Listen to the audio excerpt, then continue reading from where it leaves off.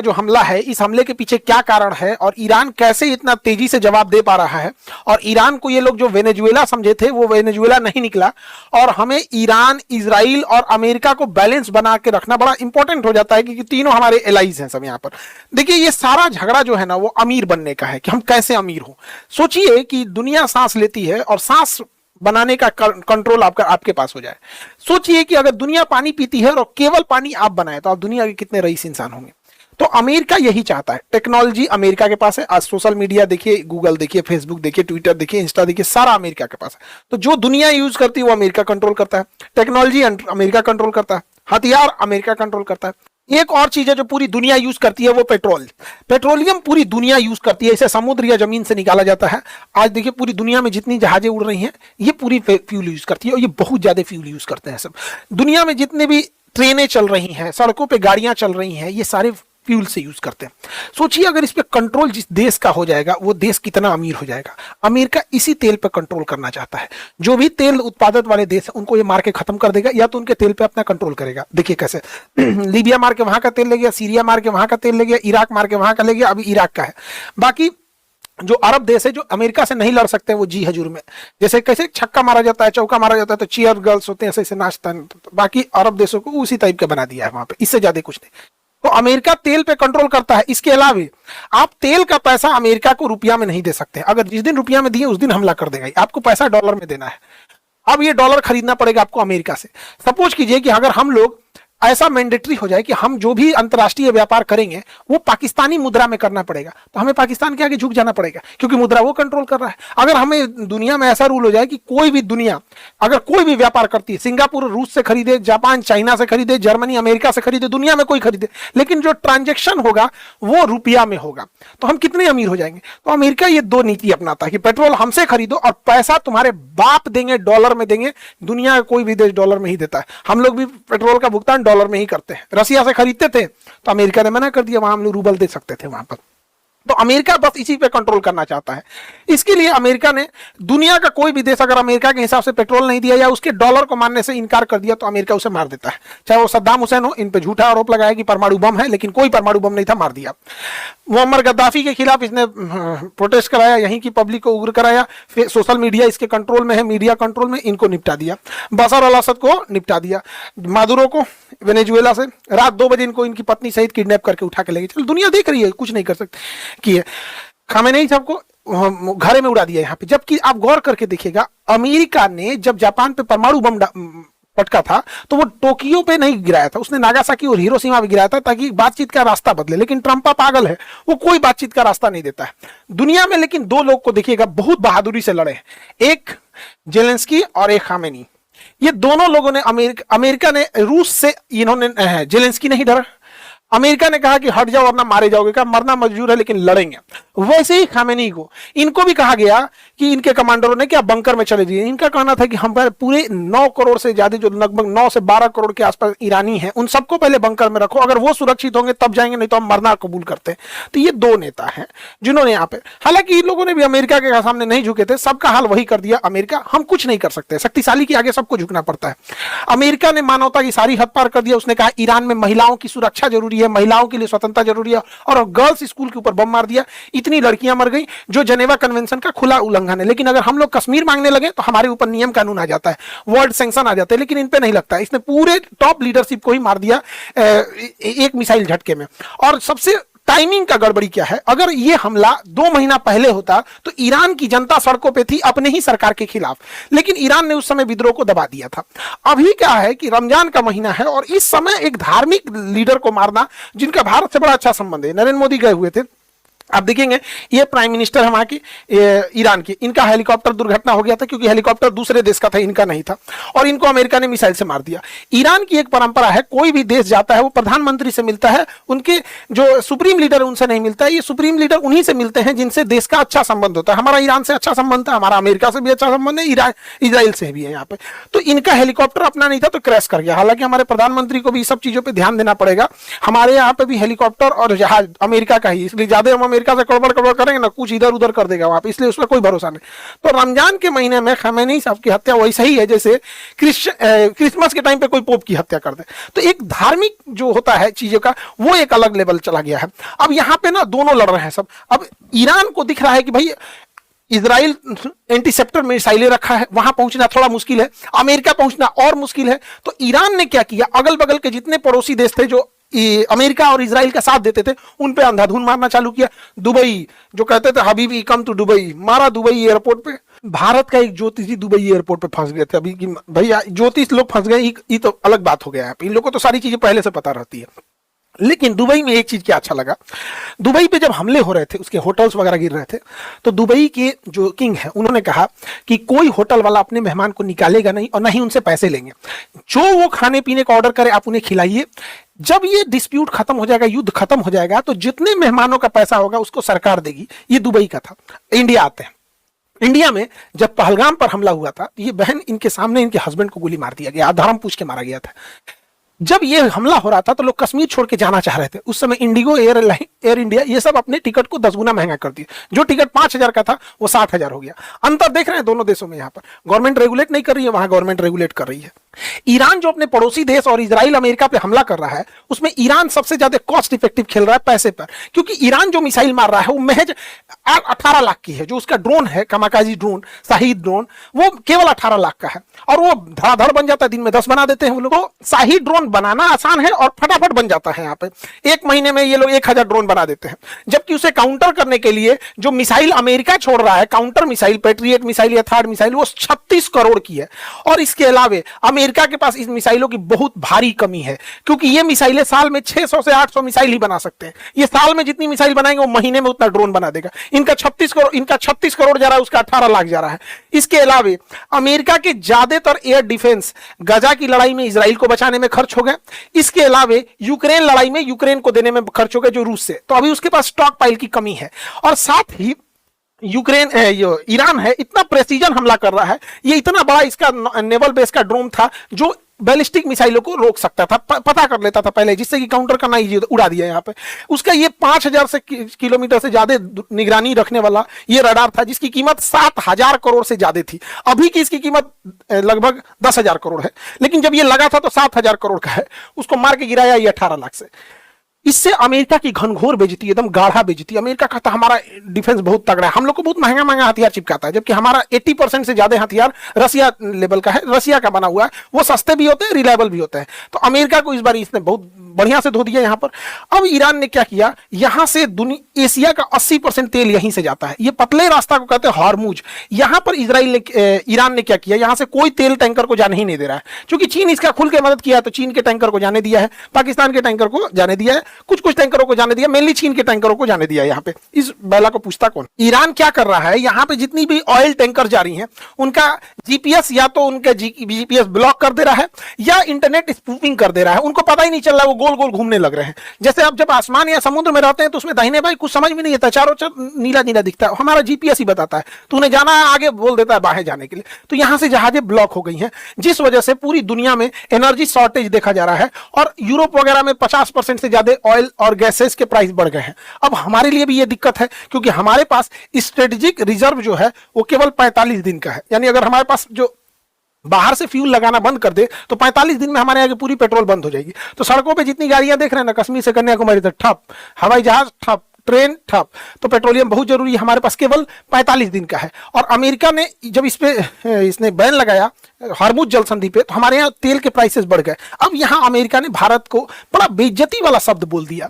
America का एक 2 कौड़ी का आदमी है, ट्रेजरी सेक्रेटरी, ये क्या बोलता है कि जो तेल के प्राइस बढ़े हैं तो भारत को दिक्कत ना हो, इसलिए भारत को ये परमिशन दे रहा है। पढ़िए इसका, यहाँ पर क्या कर रहा है, यहाँ पे To enable oil to keep flowing into the global market, the Treasury Department is issuing a temporary 30 days waiver मतलब 30 डेज की अनुमति दे रहा है। Allow Indian refineries, सोचिए ये 30 डेज के क्या शब्द का यूज किया, allow Indians to purchase Russian oil. मतलब ये हमें अलाउ कर रहा है कि हम रसिया से तेल खरीद ले। मतलब आप समझिए हम इंडियंस को ये अमेरिकन कितने बुरी तरह से ह्यूमिलिएट कर रहे हैं सर। और भारतीय मीडिया दिखा रही है कि अमेरिका ने रूस को छूट दिया है कि तुम भारत से तेल खरीद सकते हो। इन नचनियों को क्या जाता है, इनको पैसा दीजिएगा तो कहीं नाच देंगे सब यहाँ। ऐसा नहीं है। 2020 में हम एक वीडियो बनाए थे, उसमें हमने कहा था कि भारत को कम से कम 6 महीने का तेल रखना चाहिए। अभी वर्तमान समय में भारत केवल 1.5 महीने का रखता है, 45 दिन का। और आपको विश्वास ना हो तो आप देखिएगा, 30 अप्रैल 2020 को हमने एक वीडियो बनाया था, आज से 6 साल पहले बनाए थे। और उसमें हम बताए थे कि उस समय लॉकडाउन लगा हुआ था, पेट्रोलियम के प्राइस बहुत कम थे। अगर हम लोग के पास 6 महीना रखने की व्यवस्था होती तो आज हम लोग को कोई टेंशन नहीं है। हार्मुज बंद हो जाए, कुछ भी बंद हो जाए, ईरान बंद हो जाए, अरब बंद हो जाए, वेनेजुएला, 6 महीने का स्टॉक पाइल है। लेकिन हम लोग के पास अभी भी 45 दिन का। 6 साल में नहीं सुधर पाया। यहाँ पे क्या सुधरेगा?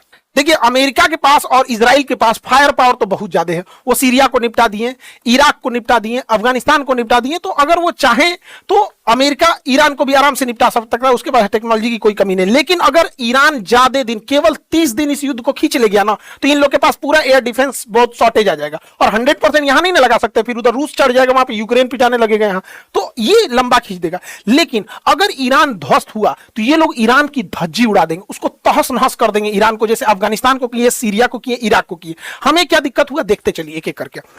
जब अमेरिका इराक से गया तो यहां एक आतंकवादी पैदा कर दिया, आईएसआईएस। यहां पर ये अमेरिका जहां से जाता है वहां एक आतंकवादी छोड़ेगा या तो देश का टुकड़ा करेगा। जैसे अंग्रेज हमें छोड़ के गए सब, तो पाकिस्तान पैदा किए, सब पाकिस्तान डेली आतंकवादी पैदा करता। उसी तरह अमेरिका जैसे अफगानिस्तान खाली किया, तालिबान पैदा कर दिया। तो हमारे लिए दिक्कत हो जाता है। अमेरिका चूंकि इतनी दूरी पे है, उससे लड़ेगा वही जिसके पास मजबूत नौसेना हो और बड़ी वायुसेना हो, तो आतंकवादी उनसे नहीं लड़ पाए। लेकिन यहां पर जब वो जाएगा तो सोचिए, अगर वो देश जो यहां पर रहने वाला है, एक इंसान को कैसा लगेगा कि उसके सुप्रीम लीडर को कोई बम से मार दे, या उसके प्राइम मिनिस्टर को कोई मार दे, उसके थल सेनापति, नौसेना पर सबको मार दे, तो कोई ना कोई इंसान तो इसका बदला लेगा। कोई भी इंसान, हम श्रीलंका के राष्ट्रपति को मार देगा, वो भी बदला लेगा। वेनेजुएला का इंसान क्या अमेरिका को अच्छा बोलता होगा? नहीं। अब क्या है कि आईएसआईएस हथियारों से लड़ रही थी, तालिबान हथियारों से लड़ रहा था। लेकिन अब जो है आतंकवादी भी अपडेट हो जाएंगे सब।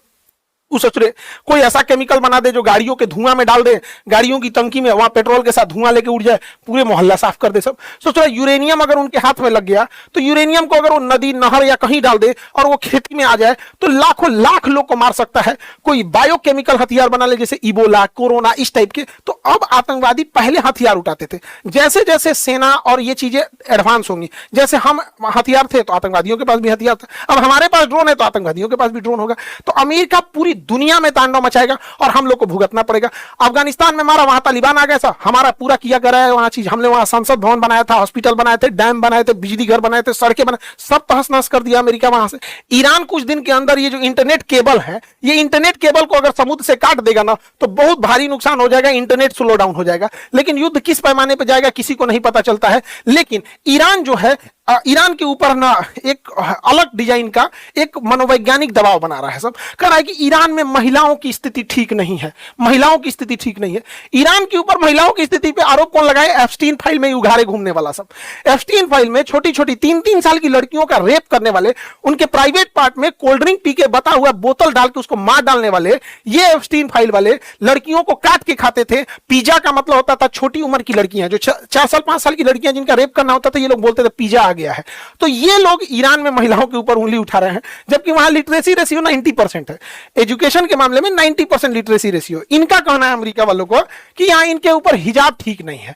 तो भैया अरब में भी हिजाब पहने जाते हैं, तो अरब पे थोड़ा बोल के देखो तो, सऊदी अरब पे, क्योंकि सऊदी अरब तुम्हें पेट्रोल दे रहा है तो इसलिए सब चंगासी, सऊदी अरब से ठीक ठाक है तो सब। ये डबल स्टैंडर्ड है, माने ईरान में वहां दिक्कत हो। अमेरिका का कहना है ये हिजाब गड़बड़ है, ऐसे उघारे घूमो जैसे अमेरिका में घूमते हो। तो अमेरिका वालों का कहना है कि हम उघारे घूम रहे हैं तो ठीक है, अपना जिसका इसका ये कल्चर है, अमेरिका का ये कल्चर है। लेकिन कोई आज तक सुने कि उघारे घूमने वाला का कल्चर गड़बड़ है, तो अपने अपने पे थोपेंगे सब। लेकिन अगर हिजाब पे भी बोलना होगा ना, ये अरब पे नहीं बोलेंगे। लेकिन अगर आज अरब तेल देना बंद कर दे, या आज अरब ये कहे कि हम डॉलर के जगह अपने रियाल में व्यापार करेंगे, आज वहां पे भी दिक्कत हो जाएगा। तो अमेरिका वाले क्या होते हैं सब, हम लोग के ऊपर थोपते हैं, ऐसा करेगा जैसे लगेगा एहसान कर रहे हैं। तो इनके ऊपर पूरी कंट्रोल्ड है। तो ये एप्स्टीन फाइल में लड़कियों का मांस खाने वाला, उघारे घूमने वाले सब अब ये दुनिया दुनिया में डिसाइड करेंगे कि महिलाओं का एजुकेशन कहां है, जहां पे ईरान में इन्होंने महिलाओं के स्कूल पे बम्बार्डमेंट कर दिया है। देखिए इजराइल का प्लान सिंपल सा है, देखते एक एक करके। इजराइल यहां पे 1948 में जैसे इधर 1948 में इधर इजराइल बनता है और 1947 में यहां पाकिस्तान बनता है। अब अरब वालों का कहना है कि इजराइल का बनना गलत है, तो सोच रहा पाकिस्तान का बनना कहां से सही है। इजराइल अरब वालों का कहना है कि फिलिस्तीन को तोड़ के इजराइल बनाया गया। ठीक है, इजराइल यहां 2000 साल पहले था, तो भैया 2000 साल पहले भारत में केवल आदिवासी, द्रविड़ और दलित रहते थे। 2000 साल बाद यहां पे आर्यन आए, फिर मुगल्स आए, फिर दिल्ली सल्तनत आए, फिर अंग्रेज आए। तो 2000 साल पहले की बात है। 1948 में यदि फिलिस्तीन को तोड़कर इजराइल बनाना गलत है, तो 1947 में इंडिया को तोड़ के पाकिस्तान बनाना कैसे सही है। दोनों गलत है यहाँ पे, लेकिन दुनिया अपने हिसाब से चलती है, जिसको जहां ठीक लगता है वहां ठीक है। हम तो यही कहते हैं भैया दोनों खत्म। भैया अगर फिलिस्तीन को उसका जमीन लौटाओगे तो हम हिंदुस्तानियों को हमारा पाकिस्तान लौटाओ, पाकिस्तानियों को भगा दो वहां पे। लेकिन दुनिया में अपना अपना नजरिया है। यहाँ पर पहले यहाँ पर था 48 में, इजराइल धीरे धीरे धीरे एक्सपेंड करते करते करते इजराइल अब यहाँ आ गया। ये छोटा सा एरिया गाजा है, इसे कहते हैं वेस्ट बैंक, फलस्तीन गायब। अब ये वेस्ट बैंक को भी ये लोग खत्म कर देंगे, वेस्ट बैंक को यहां से उजाड़ देंगे और यहां से वेस्ट बैंक को ये लोग क्या करेंगे, ये सोमालिया है, यहां पर वेस्ट बैंक में इतना बम्बार्डमेंट करेंगे लोग कि या तो जिंदा रहो या तो फिर सोमालिया में चले जाओ। सोमालिया में ये लोग घर और बना के भी दे देंगे और कहेंगे हम पैसे भी देंगे। जब ये सबको यहां शिफ्ट कर देगा, पैसा देना बंद, सोमालिया में वैसे कोई गरीबी भूखमरी है वहां पे, और यहां गजा में एक अलग से एक शहर बसा देंगे जहां पर ये इजराइल के मिलिट्री और पुलिस वाले जो रिटायर होंगे उनको यहां घर दिया जाएगा। ये हम लिख के देते हैं, अगले 3 साल में हो जाएगा। नहीं यकीन है अलग बात है। वहां पर इजराइल इसको बनाना चाह रहा है, इजराइल ग्रेटर इजराइल बनाना चाह रहा है। इजराइल पहले यहां सीरिया को ले जाएगा, फिर आधा इराक ले जाएगा, आधा सऊदी अरब ले जाएगा और इधर मिस्र का ये एरिया ले जाएगा। ये पूरा बना के ग्रेटर इजराइल बनाएगा यहां पर। अभी फिलहाल में एक ईरान में क्षमता थी जो इसे रोक सकता है। बहुत जल्दी ये लोग ईरान को न्यूट्रलाइज कर देंगे। हालांकि ईरान बहुत ज्यादा रेजिलियंस और बहुत ज्यादा काउंटर अटैक कर रहा है, जितना ये लोग अंदाजा नहीं लगाए थे उस हिसाब से। लेकिन अगेन क्योंकि फिर क्या है कि अमेरिका अगर हारने लगेगा या इजराइल लगेगा तो अभी उसके साथ 31 गो नाटो वाला उठ के आ जाएगा। हालांकि स्पेन ने विरोध किया कि वो नहीं आएगा इसमें। हमारा ईरान से भी अच्छा संबंध है, इजराइल से भी। इजराइल हमें हथियार देता है और इजराइल अभी लेटेस्ट न्यूज में एक तो पता नहीं कौन नहीं बोल रहा था इजरायली कि हम 1 बिलियन 140 करोड़ इंडियन की रक्षा करेंगे और एयर डिफेंस बेचेंगे। अरे ससुरा तो आयरन डोम मत बेचना, ये आयरन डोम जो है बड़ी महंगा है। इससे अच्छा तो हमारा आकाश तीर है। अभी ऑपरेशन सिंदूर के दौरान आकाश तीर ने एक को पाकिस्तानी जहाज को एंटर नहीं लेने, तुर्की वाले को मार के उड़ा दिए थे। हम लोग का आकाश तीर बढ़िया, ई ना कि ससुरा चिपका दे यहाँ पे आयरन डोम, बड़ी महंगा है और ये ना मतलब लो एल्टीट्यूड को मारने के लिए। हाँ आयरन बीम अच्छा है, आयरन डोम से ज्यादा अच्छा आयरन बीम है, ये बहुत सस्ता पड़ता है। अगर इजराइल ये देता है तो ठीक है, एक से अच्छा हम लोग का फिलहाल आयरन आकाश तीर है। क्योंकि इजराइल जो है ना डेंस पॉपुलेशन वाला, हम लोग का इंडिया का ज्योग्राफी अलग है, तो हथियार जो होते हैं ना मौसम, ज्योग्राफी, दुश्मन हर चीज के हिसाब से वेरी करने लगता है। आयरन बीम लेना चाहिए इंडिया को, आयरन डोम की तुलना में ज्यादा अच्छा है। अब हमें ऐसा लगता है कि इजराइल हमेशा ही हमारा साथ देता है, नहीं। देखिए इजराइल का नेचुरल दुश्मन पाकिस्तान है, तो जब जब हमारी दुश्मनी पाकिस्तान से होगी वो हमारा साथ देगा। लेकिन इजराइल का दोस्त चाइना है, चाइना के मैटर पे वो इंडिया का साथ नहीं देगा। आपको अगर विश्वास नहीं होगा तो समझिएगा ध्यान से। ये इंडिया है, इंडिया में ये एरिया पाकिस्तान ने कब्जा किया है, ये एरिया पाकिस्तान ने किया पीओके। इजराइल कहता है कि पीओके गलत किया पाकिस्तान ने कब्जा करके, पीओके इंडिया का होना चाहिए। पीओके किसका होना चाहिए? इंडिया का। लेकिन यही इजराइल जब बात करते हैं चाइनी अक्साई चीन को, जिसे चाइना ने 1962 में कब्जा कर लिया था, टोटल कश्मीर का 10% है, तो चाइना इजराइल कहता है कि नहीं नहीं नहीं ये विवादित एरिया है, हम ये नहीं कह सकते कि इंडिया का है। इसमें सोचिए एक ही जगह है जो पाकिस्तान से, उसमें इजराइल क्या कहता है कि वो इंडिया का है, लेकिन ये वाला कहता है कि नहीं नहीं नहीं, अब इसमें इंडिया और चाइना के बीच में डिस्प्यूटेड है। आप लोग समझिएगा, चाइना के मैटर में इजराइल साथ नहीं देगा। हाँ देखिए, हथियार बेचना, टेक्नोलॉजी देना वो अलग चीज है, लेकिन जो खुल के साथ देना होता है वो पाकिस्तान पे देगा, चाइना पे नहीं देगा। 2020 याद कीजिए, गलवान घाटी, ये हमारे कर्नल संतोष बाबू है। गलवान घाटी में चाइना ने 1995 के अधिनियम का, समझौते का उल्लंघन करके भारत में घुसी और हमारे लगभग 20 जवानों को शहीद कर दी। इजराइल आज तक इजराइल उसको कंडेम नहीं किया, आज तक उसकी निंदा नहीं किया इजराइल। तो इजराइल पाकिस्तान के मुद्दे पे हमारा साथ देगा, चाइना के मुद्दे पे नहीं देगा। अजमल कसाब को इजराइल ने आतंकवादी नहीं माना था, वही अजमल कसाब जिसने ताज होटल में मासूमों को मार दिया था, नहीं माना था। हमने उसे लगभग 15 सालों तक रिक्वेस्ट किया कि एटलीस्ट इजराइल प्लीज तुम अजमल कसाब को तो आतंकवादी मान लो, नहीं माना। लेकिन जब 7 अक्टूबर को मारा हमास वाला ना, तो मान लिया कि हाँ अजमल कसाब आतंकवादी है। अब भारत से कह रहा है कि आप भी हमास को आतंकवादी कहिए, तो भारत कह रहा है तोरा अजमल कसाब को आतंकवादी मानना में तेरा 15 साल लग गया। तो देखिए, वर्ल्ड ज्योग्राफी जियोपॉलिटिक्स में दोस्त कोई नहीं होता है, दुश्मन कोई नहीं होता है, नेशनल इंटरेस्ट क्या देते हैं।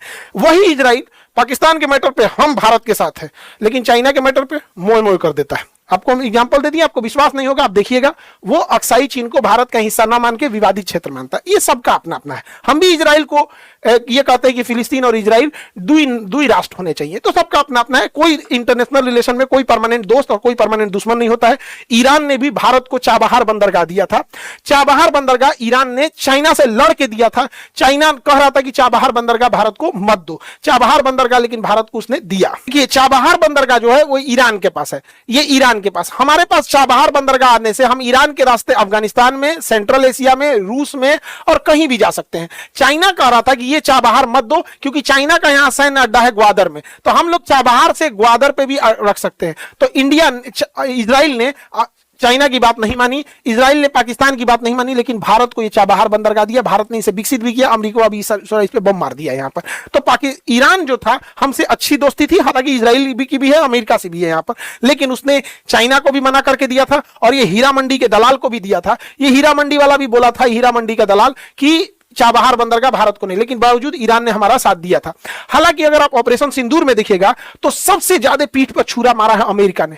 ऑपरेशन सिंदूर के दौरान अमेरिका और तुर्की, देखो तुर्की से तो हम उम्मीद नहीं रख सकते, तुर्की पाकिस्तान का है यहां पे। अमेरिका ने पाकिस्तान की खुल के मदद किया। इवन ऑपरेशन सिंदूर के दौरान जब पहलगाम हमला हुआ था, उस समय अमेरिका ने लगभग 8,000 करोड़ का आईएमएफ से लोन भी दिलवा दिया था पाकिस्तान को। लेकिन उस समय भी ईरान जो था वो भारत के साथ खड़ा था, क्योंकि उसने इसकी कंडेम किया था। और हालांकि तुर्की ने तो ड्रोन तक भेज दिया था यहां पर।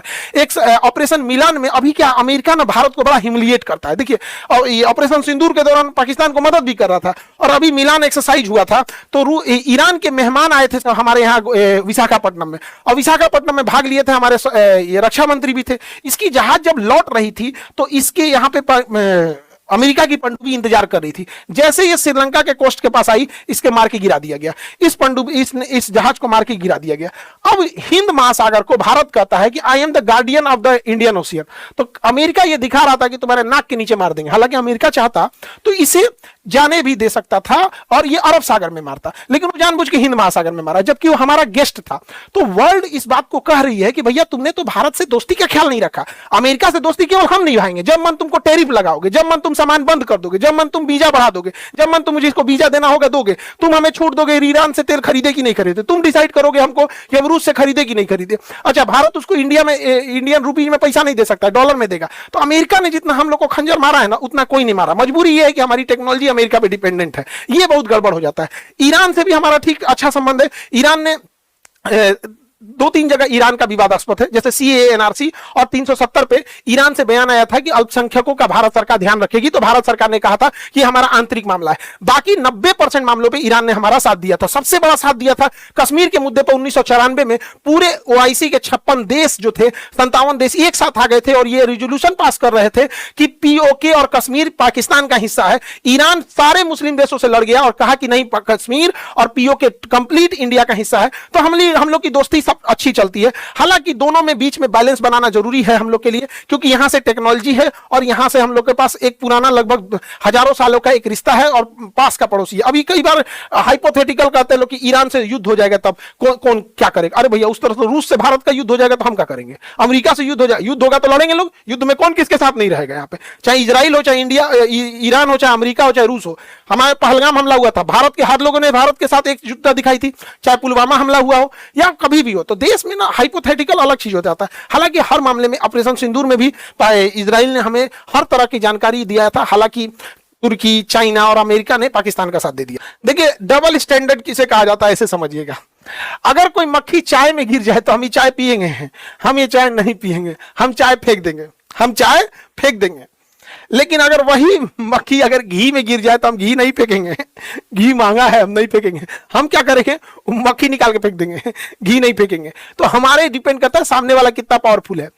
अरब वाला अगर बीफ खाता है तो हम लोग उसको कहते हैं कि भाई तुम ये खा रहा है, और इजराइल वाला 75% खाता है तो हम इसे नहीं बोलते, केवल डबल हो जाता है, क्योंकि हमको रिलेशन मैनेज करना है। ठीक वैसे ही आप देखिए, रूस ने हमें दुनिया का हर हथियार दिया।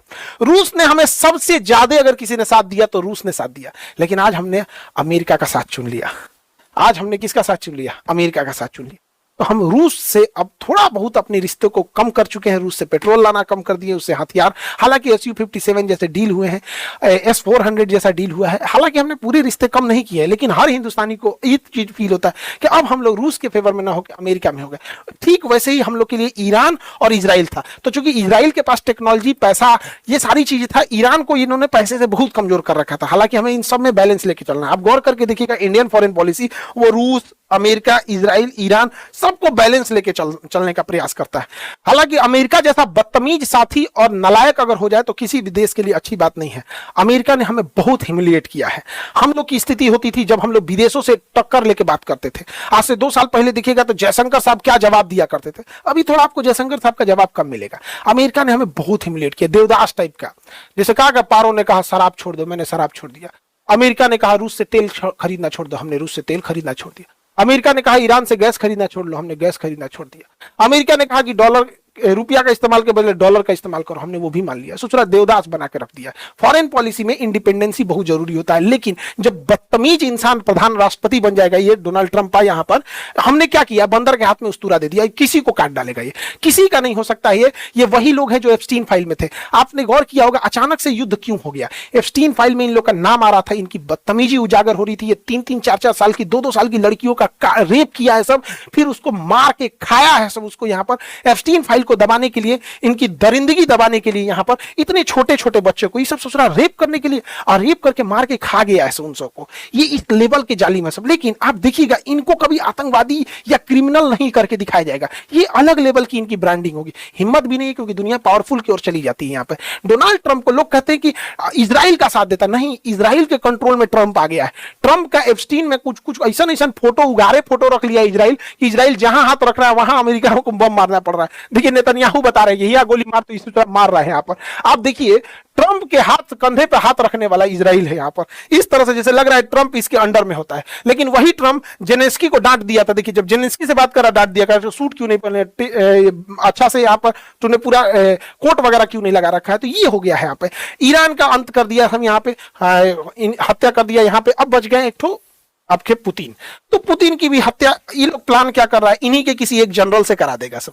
ये एसिसिनेशन का प्लान कर रहा है सर, क्योंकि इनके अंदर जो CIA है, मोसाद है, ये बहुत एक्टिवली काम कर रही होती है। डायरेक्ट नहीं मारेंगे लोग, यहाँ पे भी कर सकता है। हालांकि इस युद्ध में सबसे ज्यादा मजाक चाइना का बन गया है। सोच रहा पता नहीं कौन सा हथियार दे दिया है HQ-9, न वेनेजुएला में चला, न ईरान में चला। ये पता नहीं कौन सा झुंझुना थमा दिया है S-300 से कॉपी करके, कोई काम का नहीं हुआ। हालांकि यहाँ से हॉर्मुज से सबसे ज्यादा तेल चाइना ही खरीदता था। हालांकि चाइना के जहाजों को ईरान ने छूट दे रखा है, लेकिन जियोपॉलिटिक्स में कोई किसी का नहीं होता है। हालांकि अगर आप देखेंगे तो ये ईरान की बर्बादी लिखी जा रही थी 2001 में।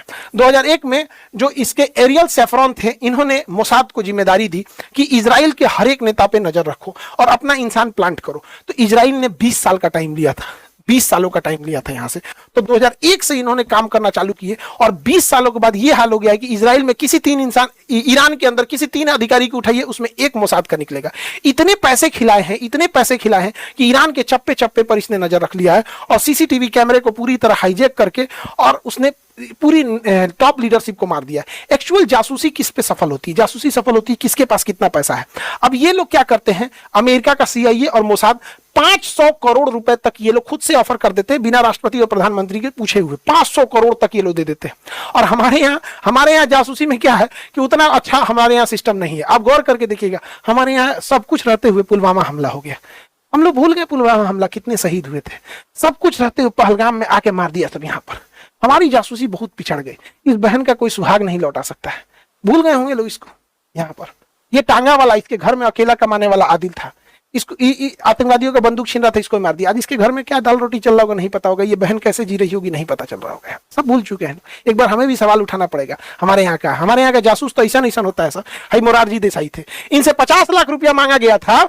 हमारी जो रॉ ने मांगा था, research and analysis wing, raw ने 50 लाख रुपया, 50,000 नहीं, 50 लाख रुपया मांगा था कि पाकिस्तान का परमाणु बम उड़ा देंगे, उसका पूरा काहुटाबाद सेंटर उड़ा देंगे। तो ये बकलोल आदमी उठ के फोन कर दिया पाकिस्तान को कि हमें सब पता चल गया है, रॉ ने सब बता दिया है। नतीजा ये हुआ कि हमारे एक लोगों को चुन चुन के मारा है। आप धुरंधर मूवी में देखे होंगे ना, ऐसे जासूस को ऐसे कील से खींच रहा है, इन्हीं की गलती से खींचा है। इन्हीं की गलती से 300 से ज्यादा हमारे रॉ एजेंट मारे गए थे, 50 लाख रुपया नहीं दिया था। तो हमारे यहाँ क्या होगा, पैसे ही नहीं देते हैं लोग, तो कहां से होगा। अब आप पाकिस्तान आज परमाणु बम नहीं रहता उसके पास, अगर ये 50 लाख दे देते। एगो ये देखिए रॉ का ये ऑफिसर था, इसका नाम था रविंदर सिंह, CIA के लिए सूचना दे रहा था, मैंने इंडिया का बहुत बड़ा अफसर था, हेड था, और सूचना दे रहा था इंडिया का ले जाके अमेरिका को, ये कर रहा है। और ऐसे तो ऐसे चोर है सब यहाँ पर। बाद में इसको मार दिया गया, इंडिया यहाँ से भागा ना, इसी को मार दिया गया, एक एक्सीडेंट में मर गया। किसने एक्सीडेंट किया होगा आप सब समझते ही। यहाँ पर अमेरिका हमारे लोगों की नसों को काट रहा है, अमेरिका कहीं नहीं छोड़ रहा। हमारे बैकयार्ड से बांग्लादेश में सरकार गिरा दिया और बांग्लादेश को कहा है कि तुम हमसे कॉटन खरीदो। आप जान के ताज्जुब होंगे, बांग्लादेश का टोटल टेक्सटाइल इंडस्ट्री बहुत बड़ा है, जो 40% डिपेंड करता है इंडिया पे, उसने इंडिया पे टेरिफ लगा दिया। बच्चा बांग्लादेश जिसको हम लोगों ने पैदा किया है, नहीं हो रहा था 1971 में, तो हम लोगों ने उसको पैदा किया, हमारे ऊपर टेरिफ लगाया है। और पता है क्या, कॉटन कहां से खरीद रहा है, कॉटन और धागा अमेरिका से खरीद रहा है। देखिए अगेन, पैसा और पावर किसके पास है, जिसके पास पैसा और पावर है उसकी सारी गलतियां माफ। अमेरिका ने हमारे ऊपर 1971 में 7वां बेड़ा लेके आया था परमाणु बम मारने, लेकिन आज दोस्त बन गया है। 1970 के दशक में हमारे पास खाने को गेहूं नहीं था, तो सुअर को खाने वाला गेहूं हमें दिया था, हम लोगों ने भूल गए। यहाँ पे पहलगाम हमले में पाकिस्तान का साथ दिया, पाकिस्तान को 8,000 करोड़ रुपए का सैंक्शन कराया IMF से, हम लोग भूल गए। आज भी पावरफुल रहेंगे लोग तो होगा। अमेरिका वो पावरफुल हो चुका है, आप कुछ नहीं कर सकते उसका। खुलेआम मजाक उड़ाता है, चाहे हमारे प्रधानमंत्री हो चाहे दुनिया हो, किसी का भी खुलेआम मजाक उड़ा देता है। इतना पागल इंसान है यहाँ पे। अमरीकी हर इंसान पछताएगा उन्होंने कैसा प्रधानमंत्री चुन लिया है यहाँ पर। हम लोग को किस लिए जाना जाता, हम लोग अपनी सोवर्निटी के लिए जाने जाते हैं। हमारा वो देश है जो अमेरिका में, इंदिरा गांधी ने अमेरिका में बैठ के कहा था कि अमेरिका नहीं डिसाइड कर सकता है कि हम किससे व्यापार करेंगे किससे नहीं। अटल बिहारी वाजपेयी को याद रखिए, अटल बिहारी वाजपेयी ने जब परमाणु बम बनाया था तो अमेरिका ने कहा था मान्यता नहीं देंगे। तो ये वही अटल बिहारी वाजपेयी है जिन्होंने कहा था कि जो चीज हमारे पास है हमें उसके लिए किसी के प्रमाण की आवश्यकता नहीं है, हम अपना परमाणु संपन्न है, हम इसे देख के रहेंगे। APJ अब्दुल कलाम ने जब परमाणु बम बनाया था, आज से 2 साल पहले जब जयशंकर साहब कहीं जाते थे तो क्या जवाब दिया करते थे। अभी ट्रंप जब से आया है ना, बागड़ बिल्ला क्या करेगा किसी को पता ही नहीं चल पा रहा है। यहाँ पर हमारी रिलेवेंसी कहां है, देखिए ईरान को काउंटर करने के लिए हमारी रिलेवेंसी थी यहाँ पर। अब धीरे धीरे ईरान को ये लोग निपटा देंगे। अब दुनिया में पेट्रोल को ये कंट्रोल करेंगे, अब चाहे जिस प्राइस में करेंगे हम लोग को खरीदना पड़ेगा। बहुत ज्यादा चुप रहने से दुनिया को ये लगने लगता है कि भैया हम देखो ना, चाइना, रूस पे भरोसा किए, चाइना पे भरोसा किए, इंडिया पे भरोसा किए, मजबूरी में आया अमेरिका मार के चल गया। तो ये एक बड़ा लॉन्ग टर्म इंपैक्ट डालता है कि दूसरे छोटे मुल्कों को कि वो अमेरिका के साथ खड़े होंगे या किसके साथ खड़े होंगे यहाँ पर। और ये पाकिस्तान देखिए कितना समझदार निकला। यहाँ ईरान में युद्ध हो रहा है ना, तो बिना मतलब ये अफगानिस्तान से युद्ध लड़ दिया, बिना मतलब का, इसका कोई झगड़ा नहीं, ताकि लोग इसको नहीं कहें, इसको ना कहे कि तुम कहीं नहीं आया, कहा कि भैया हम तो खुद बिजी हैं। ये जानबूझ के, सोचिए कितना साथी और कितना समझदार निकला, ये जानबूझ के अजुरा गया है कि हमको कोई कुछ नहीं कहेगा। और यहाँ दुआ मांग रहे हैं यहाँ पर, हाँ भैया तुम्हारी दुआ कबूल हो, जल्दी उठा ले ऊपर वाला तुमको। यहाँ पे आटा मांग रहा होगा, बहुत महंगा है इसके देश में। आई होप आप टॉपिक को समझे होंगे। ईरान पे और जैसे अपडेट आता है हम बताते हैं।